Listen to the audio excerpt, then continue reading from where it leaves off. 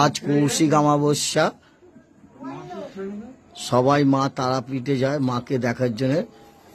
আর দেখুন আমার ফ্রেন্ড যারা আছে, বন্ধুরা আছেন ফেসবুক এবং ইউটিউব, যারা যারা আছেন তারা সবাই দেখে নিন।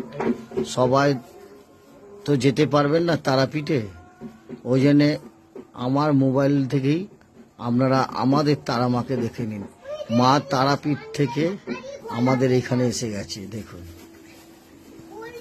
আপনাদের সবাইয়ের ভালো থাকুন, মায়ের আশীর্বাদ আপনাদের সাথে আছে, আপনারা সুস্থ থাকুক। দেখুন, এটা মা গঙ্গা আমার জানানো হচ্ছে।